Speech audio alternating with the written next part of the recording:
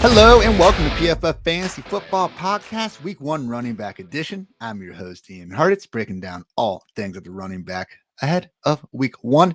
Great day to be great, some might say. Want to run through the handcuff index here, just quickly kind of group these teams into what we could expect from the backups. I think it'll be a nice little weekly practice to help find us some value eventually. Best and worst matchups of the week, looking at yards before contact combined from the offense and defensive line, streamer of the week, injuries to monitor, all that and much more before we get to the Week 1 fantasy football ranks. So thanks as always for tuning in, and let's get after it, everybody. So again, with the handcuff index, I've divided the league into basically three different tiers. The first one is where the backup running back would really have something pretty close to a true fantasy-friendly 3-down role should their team starter be forced out of action. So I'm not going to dive into the whys and hows on this. We've talked about it throughout the offseason. In the future, any actual changes to this, I'll certainly highlight more. So running backs, backup running backs that I do think are truly one injury away from having that near every down role.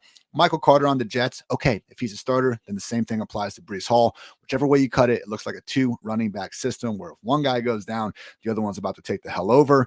Ramondre Stevenson with the Patriots, not having to worry about the pass catchers at the moment with the Cleveland Browns. If Nick Chubb got hurt, I really do think Kareem Hunt would have a larger role than if Hunt got worked. If Hunt got hurt compared to Chubb. So we saw it last year. Chubb had 17.5 carries and targets per game with Kareem Hunt, 17.6 without, because they used Dearness Johnson on pass downs. I'm not convinced they would make that same move if Nick Chubb got hurt. Indianapolis Colts, based on the preseason usage, Nyheim Hines really has a chance to be a flex with benefits. Maybe not going to get 300 carries if Jonathan Taylor gets hurt. I think an Austin Eckler type role is on the table, though. Javonte Williams, Melvin Gordon, another 2-back committee that I think would turn over completely to one guy should either of them get injured. Tony Pollard with the Cowboys, A.J. Dillon with the Packers, Alexander Madison with the Vikings, Khalil Herbert with the Bears, Jamal Williams with the Lions, and Darrell Henderson with the Rams. All pretty self-explanatory, almost every single example.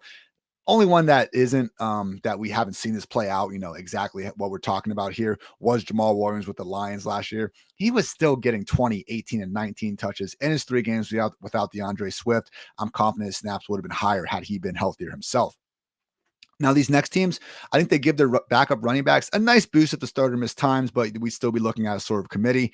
With the Bills, Zach Moss and James Cook likely if Devin Singletary misses time. With the Dolphins, I have a hard time believing Raheem Mostert would truly take over without Chase Edmonds, but you never know if the man's healthy. With the Bengals, Samaje Perine, Chris Evans would likely be a committee behind Joe Mixon. Titans, Dontrell Hilliard. You could argue he's just a way cheaper version of Nyheim Hines, who's a cheaper version of Tony Pollard. Either way, good, not great role if Derrick Henry leaves the picture. Raiders, I do think Zamir White is the handcuff to have next to Josh Jacobs, but I still think Amir Abdullah would stay involved. With the Eagles, I know we want Kenneth Gainwell to happen. When Sanders has gotten hurt over the years, Boston Scott takes early down work. I would expect that to keep happening. With the Giants, don't expect, Matt Breida to completely take over. Same thing at Washington with J.D. McKissick, although we are seeing in Washington, you take one of Brian Robinson or Antonio Gibson away, the other guy is going to flourish. Buccaneers, Rachaad White, best theoretical 3-down ability. He is the handcuff to have here. I'm still not completely convinced if Fournette left the picture that Rachaad White will completely take over. With the Saints, 33-year-old Mark Ingram, they did kind of feature him out of the gate last year when they got him to help deal with an injured Alvin Kamara. Really have a tough time believing, though, for an 8-week stretch or something that Ingram would be getting 20 touches a game. Panthers, Chuba Hubbard and Deontay Foreman if CMC goes down. 49ers, this is a big potential waiver ad, guys. Jeff Wilson, everything in the preseason total season number 2 back. Trey Sermon's out of the picture now. I get it. Mitchell's a starter. Also has already been dealing with a hamstring injury, and we really didn't see Mitchell much last year when a lot of these other running backs were healthy. So I think Wilson has an underrated chance of maybe getting 10 to 12 touches in week 1, emerging as the clear-cut RB2 in San Francisco, being on the cover of every week 2 waiver wire article. And finally, with the Seahawks, yes, looks like Kenneth Walker could be out week 1 with his hernia. Maybe he's, going to play. Maybe he's going to be out till December. We never know with freaking Pete Carroll. With that said, an injury to either guy is obviously going to boost the other one up. Just realize this is not just a 2-back committee in Seattle. We're not looking at a Javonte Melvin situation here. This is unfortunately always going to be 3 or even 4 backs, thanks to Travis Homer and DJ Dallas working in on passing down. So finally, handful of teams. We got unproven backups, history of committees. I don't think these handcuffs are all that valuable. This one's tough. Steelers, I get it. I see the Jalen Warren hype. I don't think he's a bad ad at the very bottom of the bench, but man, this is still an undrafted rookie. We've seen them give Benny Snell the ball a lot. I understand the Steelers' history. I still think that Jaylen Warren might not be exactly walking face first into Najee Harris's role if he goes down. Call me a hater. I'm just not convinced that an undrafted rookie is going to completely take over in the absence of Najee. This still seems like a team that I wouldn't be surprised, goes out and signs. So it's a veteran free agent should Najee actually go down. Similar sentiment with the Ravens. We already saw them bring in Kenyon Drake a few weeks ago. Like if Mike Davis goes down, do we really think Kenyon Drake's going to completely take over? They bring back Devontae Freeman. I think it's just always going to be a handful of running backs there. With the Texans, we love Dameon Pierce. Behind him, I don't really see anybody getting a full feature workload. With the Jaguars, this is just tough to tell right now with James Robinson's health. Normally, he would be a 3-down running back should Etienne go down or vice versa. But right now, it's just so dependent on how ready James Robinson is. Apparently, we'll be out there in week 1. Just a situation where, to what capacity, we don't know. With the Chiefs, if something happens to Clyde Edwards-Helaire, with all due respect to all the Isaiah Pacheco stands out there, I do think Ronald Jones, Pacheco, and Jerick McKinnon would form a 3-back committee. With the Chargers, Isaiah Spiller banged up with the ankle. They brought in Sony Michel. I think the answer to which Chargers running back to roster behind Austin Eckler is no. Atlanta Falcons, looks like Cordero Patterson is the guy. Beyond that, who the hell knows? Damian Williams, Tyler Algier could be going different every single week. And once again, seems like another team where if something happened to Cordero Patterson, I wouldn't be surprised if they just had to dip their toes into the actual free agent RB market. And finally, with the Arizona Cardinals, I think, similar to Pittsburgh, there's certainly a chance one of these guys could emerge as the clear every down handcuff behind the starter. I'm not ruling it out, but everyone's just so unproven. Benjamin, I know there's still somehow stands out there, but he has not done anything in the last 2 years. And even when Chase Edmonds was hurt last year, they didn't feel good enough about him to actually boost his workload. They just gave all to James Conner, Keontae Ingram, day 3 pick, Darrell Williams on the vet min.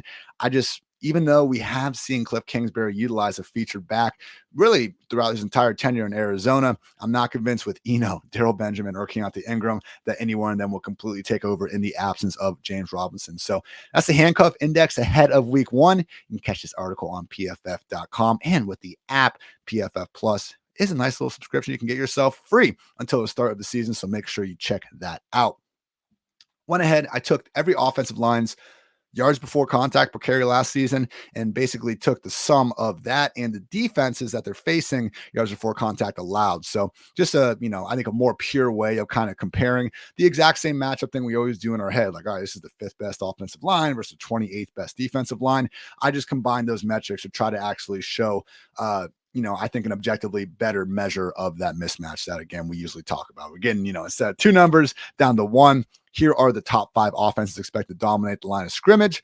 Number 1, the Baltimore Ravens. Last year, only the Eagles averaged more yards before contact per carry than the Ravens. It's the Lamar Jackson effect. It's why I love Gus Edwards. It's not Gus Edwards slander. It's why Gus can average 5 yards per carry basically every single year. Dobbins even got to 6. Great running backs in their own right. But when, quarterbacks just really force those defensive ends into that conflict with the read option game, you get those wider rushing lanes. Now, whether or not, Mike Davis, J.K. Dobbins, whether they're going to have the volume to take advantage of this against the Jets remains to be seen. With the Colts, we got Quentin Nelson, Jonathan Taylor going up against the Texans. Jonathan Taylor, 4 career matchups against the Texans. He's had 91 yards, 83 yards and a touchdown, and most recently 145 yards and 2 scores and 143 yards and 2 scores. Certainly not going to be surprised if Jonathan Taylor balls the hell out in week 1. Kansas City Chiefs set up actually very well against the Cardinals defensive line that is forced to deal with life without Chandler Jones. The Titans are set up rather brilliantly against the Giants. Last year, only the Steelers were worse than the Giants in terms of yards before contact allowed per carry. And the Arizona Cardinals looking really good against the Chiefs defense that was one of just 8 units to allow more than 1.5 yards before contact per carry last year.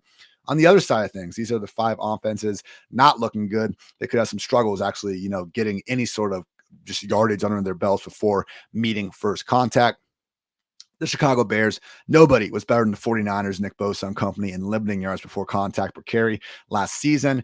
This is going to be a tough one for the Bears, and maybe we're all writing them off a little too much. It is a road game, the NFL, parody, trap games, all this. I'm not saying the Bears have no chance this week. I do really struggle to see how this offense is going to have much success moving the ball, mostly because I just think the 49ers are going to beat the absolute piss out of them at the line of scrimmage. New York Jets also not in a good spot. Bottom 10 offense in yards before contact per carry, faces off a reigning top 2 defense in the Baltimore Ravens, who are looking healthier than ever at this point. Maybe not than ever, but at least more than last year, and that's not a very high bar.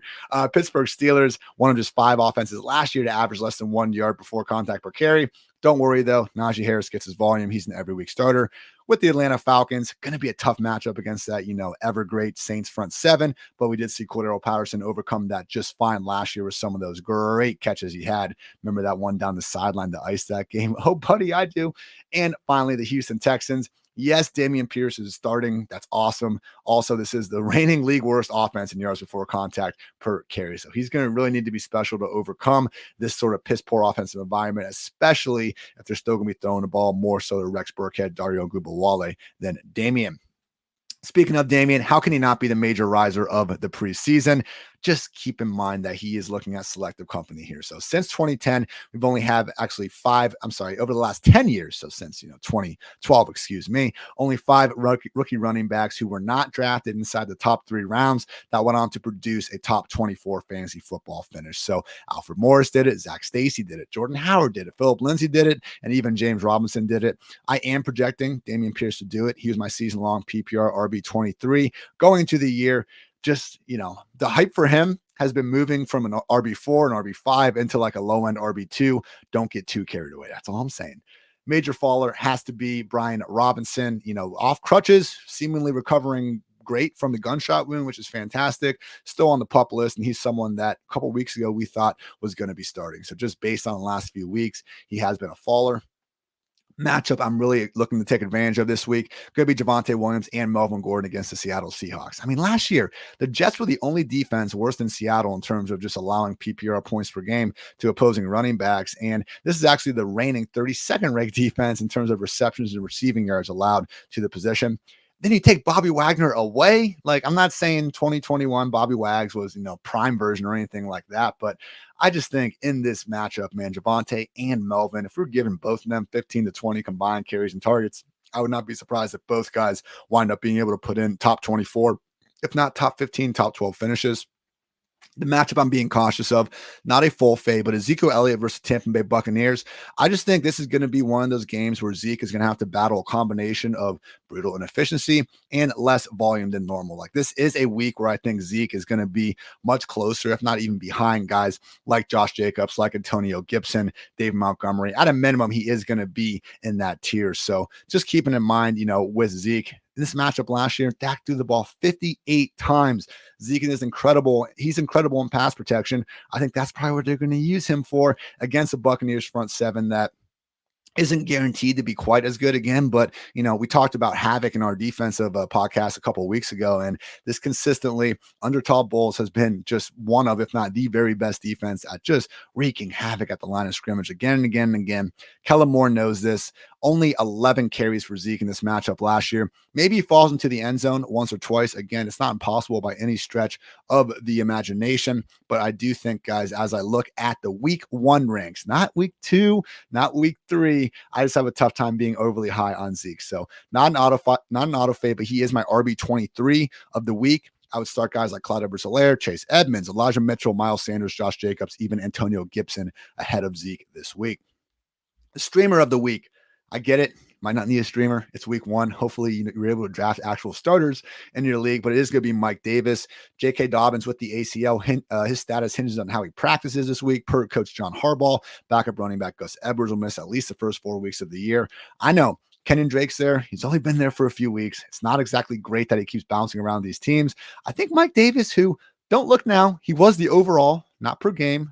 I'm cheating a little bit. He was the overall RB12 all the way back in 2020. So this is an offense implied to score 25.75 points. Mike Davis is looking at 15 to 20 carries. I like his chances of falling to the end zone once or twice more in Baltimore than I did in Atlanta. If you don't have to start Mike Davis, fantastic. If something happens later in the week and you just suddenly need a starter, luck to Mike Davis. It's going to be tough to find anyone on the waiver wire projected for more total volume. Streamer of next week broke this down already, but I do think it's going to be Jeff Wilson. Has a chance to, jump up into the Darrell Henderson, the Michael Carter range of things if the 49ers use a committee, or if we just get pure establishment like that. We now know he is the San Francisco RB2. We know how, fickle Kyle Shanahan can be with this running back rotation and committee over the years. I think Jeff Wilson has a chance to boom up the ranks once we get confirmation of basically what we were already seeing in the preseason. Handful of running back injuries to monitor. We got Brian Robinson on the PUP list, so expect Antonio Gibson to lead the way while J.D. McKissic continues to work in obvious pass-first situations. Could also see Jonathan Williams get some early down work, but I do think Gibson is going to have a chance here to flirt with an upper range of outcomes. Mentioned J.K. Dobbins and Gus Edwards. We'll see if Dobbins is able to play, but yes, Mike Davis shaping up as the potential starter. Worst case, the 1B option behind Dobbins, so I expect they're going to ease back into option to some extent. I am not looking to play J.K. Dobbins this week. Even if he is active, I have him as my RB38 behind guys like Michael Carter, Breece Hall, Tony Pollard, Devin Singletary, Melvin Gordon, and more. Just not confident the Ravens are going to put much on his plate this early in the season when they literally still don't know in week 1 if he's healthy enough to get out there. James Robinson will be active this week, but once again, I'm seeing it. I need to see it to truly believe it. I'm not sure if he's active for 5 carries or if he's going to be active and have 20. So if you have James Robinson, definitely don't cut him. It's great that he is back and active and he's going to be there. He's still coming off the Achilles. I really think Travis Etienne in week 1 is going to be the blow-up candidate. So James Robinson, my RB54 this week. I'm not looking to play him. Etienne, my RB16. I would play Etienne ahead of guys like Antonio Gibson, Jacobs, Miles Sanders, Elijah Mitchell, Chase Edmonds, and Clyde Edwards-Helaire. Isaiah Spiller dealing with the ankle injury. Chance he plays. Either way, we don't have any semblance of standalone value behind Austin Eckler at the moment. Miles Sanders practicing with the hamstring injury. Got another nice, note from his offensive coordinator, reestablishing that he's the guy. I do think in this sort of matchup, 4-point favorites over the Lions, Miles Sanders, we've seen him bust the long touchdowns before. Playing on turf, I feel like these guys are just a little bit faster out there. You guys know how it is. And even if we are getting Kenneth Gainwell on some passing downs, Sanders is someone where, my God, is anyone more due for a touchdown? No one is more due for a touchdown. And I just think Sanders, if they get a nice little lead, we could look up, and be a little surprised, like, oh man, he got 25 touches in week 1. Who would have thought? So I have Miles Sanders, RB19 this week. Happy to be ahead of consensus on that. Both Rams running backs, Cam Akers and Darrell Henderson, are good to go with those soft tissue injuries, not even listed on the injury report. So, yeah, we'll see how the exact breakdown happens. I'm anticipating something like a 60-40 split in favor of Akers, maybe even more. This is going to be one of the biggest situations to watch because right now, for me, Cam Akers is my RB26. I would play him ahead of guys like Penny, like the Patriots running backs, even ahead of Dameon Pierce, not ahead of guys like Cordero Patterson, David Montgomery, even Zeke. But guys, if we see like Cam Akers get that 80 or 90% snap roll that Sean McVay has handed out in the past, he's going to be someone that could be flirting with legit RB1 status in a hurry. 49ers running back Elijah Mitchell continues to be on track to return. Just keep an eye on that hamstring injury. Obviously not great for anybody to be dealing with that this time of the year. You already heard the Jeff Wilson propaganda.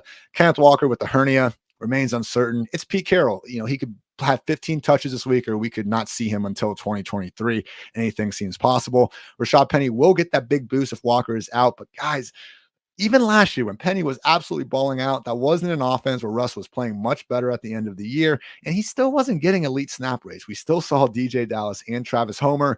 I'm afraid of what happens to Rashad Penny if the Seahawks fall behind. So he's my RB27. I have him ahead of the Patriots running backs, ahead of, Dameon Pierce, Kareem Hunt, AJ Dillon, and some of these other guys. So a lot of leagues, go ahead and start Rashad Penny.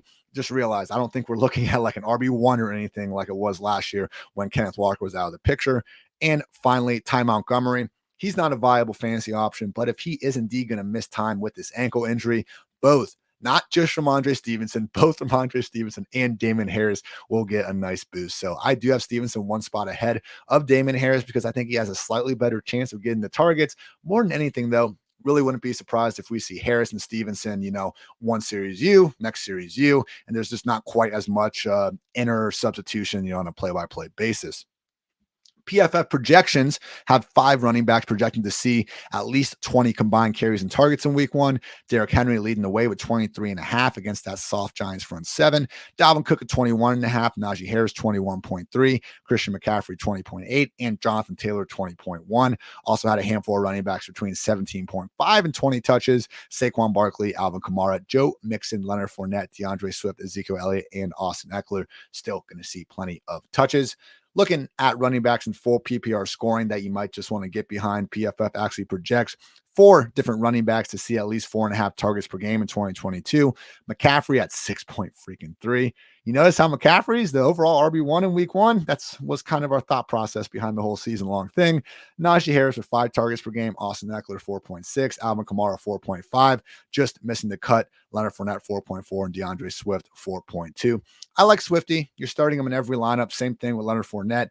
Swift does have a chance, guys. If the Lions are as good as everyone thinks they're going to be this year, it's everyone's favorite sleeper. If that's going to happen, DeAndre Swift isn't getting checkdowns coming from behind in the fourth quarter now. Those are now going to be handoffs, seemingly to probably Jamal Williams. So just keep that in mind. Hey, if they're good and they're scoring touchdowns, I imagine Swift's going to be a big part of that as well. I'm not fading the man by any stretch of the imagination. I do question exactly the disparity, I guess, between Swift and Jamal Williams. We talked about that a lot throughout the offseason. My bold call of the week, I think Antonio Gibson says F the haters, turns in a top 12 performance against the Jaguars. If you have Antonio Gibson on the squad, this is the week to start him. He's facing a Jaguars defense, PFF's 28th ranked defensive line, 22nd ranked linebacker unit. I get it. Jonathan Williams could eat into some early down work, but I just really I have a hard time believing Antonio Gibson in a game where Washington is favored, might actually have a chance to play with the lead. I don't see how Gibson can't get between 15 and 20 combined carries and targets. So yeah, J.D. McKissic's going to be there, but let's see a healthy Antonio Gibson out there. We barely saw it at all last season. He still has that explosive ability. We briefly saw that long screen touchdown against the Bills. I think Antonio Gibson gets that higher range outcome. And again, if you're not starting him this week, home 3-point favorites against the Jaguars, are you going to do it, in a road date against the Lions next week? Are you going to do it against the Eagles or the Cowboys in the next weeks? This is the time with Brian Robinson on the pup list to start Antonio Gibson with more confidence, and you're going to have literally the rest of the season. My pissed off call of the week, something that I think is just going to infuriate fantasy managers around the industry. I think Joe Mixon will continue to come off the field in pass first situations. Last year, Mixon, 48 targets. He had over 300 total touches. We're not completely freaking out about Mixon's workload here, but man, Pirine and Chris Evans combined for that exact same total, 48 targets. So I just think that we saw in the Super Bowl last year. Don't need to remind you, Bengals fans, but Pirine was on the field for the most important snap of the game because they don't put Mixon out there in obvious pass-first situations. So it's the difference between Mixon being in that top 3-4 running back group and him being, alongside guys like Nick Chubb, Javonte Williams. You're starting him either way, but it's just, it'd be a lot cooler if Joe Mixon was getting a lot more targets. I'll just say that. So with all of that said, though, quickly looking at some of the fantasy football rankings I have for these running backs. Again, you can find all of them on PFF.com with the PFF app. Don't be afraid to subscribe to PFF Plus. It's truly a great day to be great, but just some higher level notes. I do think there's a tier drop off after the top 10 backs. So when you look at the top 10 here, McCaffrey, Jonathan Taylor, Derrick Henry, Austin Eckler, Dalvin Cook, Alvin Kamara, Saquon Barkley, Leonard Fournette, James Conner, and Najee Harris. These are the one running back backfields where, okay, if there is a situation where we have someone else eating into it, it's on early downs and they're not impacting the pass work. So that's for guys like Kamara, for McCaffrey, for Eckler potentially. I just think everyone else, this is just so tough to compete with this volume. They're my easy top 10 backs. The ETN ranking, I have as my RB16, a little bit aggressive. It reflects my thoughts that James Robinson is not going to be fully ready to go in week 1. It's great he's out there, but just be careful. Like I see some people saying, oh, James Robinson is listed as first on the depth chart, even though there's a legit or written out right next to him in ETN. Just really, guys, game 1 off the Achilles. If we're going to shit on Cam Akers every single time Marlon Mack gets cut and re-signed from a, practice squad, shouldn't that also apply to James Robinson as well? I don't know. Just saying. Mentioned before, but Kind of ironic that the dead zone running backs that we kind of talked down upon for the last month or two, they all have pretty good matchups. I mean, Gibson, Jacobs, Sanders, and Mitchell, they're all recommended starts for me. In Gibson, Sanders, and Mitchell's case, it's going to be a matchup where they're a solid favorite. And in terms of Jacobs, he is the lead back in a matchup that we could see, produce some fireworks. I mean, my goodness, that Chargers Raiders game from week 18 last season, that'd be awesome to get a repeat of that. Mentioned Ezekiel Elliott, RB23. It just reflects the brutal matchup at hand. He will be back up in that upside RB2 mix next week. So people are going to freak out about Zeke after this week. They did it last year. You will not freak out because you're a scholar and that's just a bad matchup and he'll be fine moving forward. Mentioned the Cam Akers upside if things turn around for him. Right now, he's my RB26. Rashad Penny, RB27, upside RB3. I'm prepared to boom him up there if he gets, more snaps than we're expecting, but I just really wouldn't be surprised if even without Kenneth Walker, we see Penny with a snap rate in the 50 or 60% range because they're going to take him off the field on pass downs. Don't blame me. Blame the Seahawks. Both Damon Harris and Ramondre Stevenson will get slight boosts if we can confirm Ty Montgomery is sidelined with that ankle injury. So recording this Wednesday morning, haven't gotten the practice reports yet. We'll be back Friday with an injury, edition of the podcast to really go through this. So right now, assuming Ty Montgomery is in the picture, I have Ramondre Stevenson, RB28, Damon Harris, RB29. I'd probably be willing to bump both of them ahead of Zeke into that low end RB2 range if Ty Montgomery is completely out of the picture. Mentioned Dameon Pierce, RB30. I'm starting him ahead of Hunt, Dillon, Gordon. He's basically like I have Devin Singletary cheaper. To me, Dameon Pierce is just one of the lower end starting running backs out there because I still think they're going to use Burkhead, maybe Dari on passing downs. And it's a situation where he's still in a terrible offense. I don't think the offensive line is going to be good. Does anyone think the Texans is going to be good? No. Pretty much no one does. We're anticipating the offense to be terrible. So yeah, maybe Dameon Pierce can really make the most out of 15 to 20 combined carries and targets. But if there was going to be an offense where it's really hard to make the most out of that, it sure looks like the Texans could be one of those. Kareem Hunt, AJ Dillon, Melvin Gordon, my RBs 31, 32, 33. Quality flex options. Obviously, they have that sky-high upside if something happens. These could be situations, though, between Chubb and Hunt, Jones and Dillon, obviously Javonte and Gordon. If these backfields go 50-50, more so than the kind of 60-40 splits I'm projecting here, we could see the disparity between their ranks get a lot closer this time next week. I would try to avoid the Jets running backs for a week. We don't exactly know what the pecking order is going to be between Carter, between Hall. It's a really tough matchup against the Ravens. It's either Joe Flacco or an injured Zach Wilson under center. Most start-sit questions I get about Michael Carter or Breece Hall, I'm probably just going to say the other guy. And finally, I would say, let's see, after Breece Hall and Michael Carter, I have Dobbins, Darrell Henderson, Nyheim Hines, Mike Davis, Jamal Williams, J.D. McKissick, Raheem Mostert, and then Kenneth Gainwell. Gainwell is probably where I'm drawing the line as like the last running back that I could throw in a flex in a 12-team league in full PPR and feel even somewhat okay about it. So that's even a stretch. I think there's a lot of wide receivers you should probably prioritize ahead of Gainwell, but that's kind of where I draw the line. So Khalil Herbert, James Cook, Zamir White, Dontrell Hilliard, Rashad White. These are guys I'm not interested in starting in under pretty much any circumstances this week. I'm sure some of you in 20-team leagues or whatever can show me an instance where it makes sense, but in general, Kenneth Gainwell is where I'm drawing the line in my ranks. So again, full article, full ranks, pff.com. Check out the PFF app, PFF Plus. Why not? So thank you guys for tuning in. We'll have wide receiver and tight end along the way. Some good matchup talk with Kevin Cole on Thursday. Injuries breaking down Friday. And then guess what? We got some actual live football on Sunday and Thursday before. Truly a great day to be great. So I'm Ian Hartitz. Thanks again for tuning in to PFF Fantasy Football Podcast. Until next time, take care, everybody.